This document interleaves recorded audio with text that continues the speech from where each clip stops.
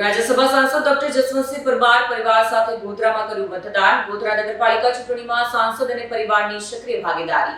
શાંતિ ગુજરાતી મિશ્ર શાળા બૂથ પર પરિવાર સાથે પહોંચ્યા અને મતદાન કર્યું. મતદાનને વિકાસનું માધ્યમ ગણાવી સાંસદે મતદારોને મતદાન કરવાની અપીલ કરી. લોકશાહી મજબૂત કરવા માટે તમામ નાગરિકોને અચૂક મતદાન કરવા અપીલ કરાઈ. આજે સ્થાનિક સ્વરાજ્યની ચૂંટણી અને આ ચૂંટણી પ્રક્રિયાના ભાગરૂપેનું મતદાન.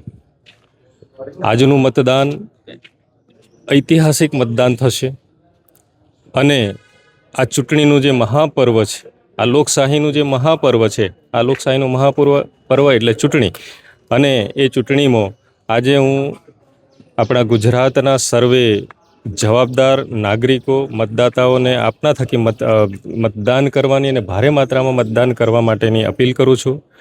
અને મને ખાતરી છે કે આજના દિવસનું મતદાન એ ગુજરાતના વિકાસ માટે એક ઐતિહાસિક મતદાન હશે અને ગુજરાત નવા શિખરો સર કરશે, એમાં કોઈ શંકા નથી.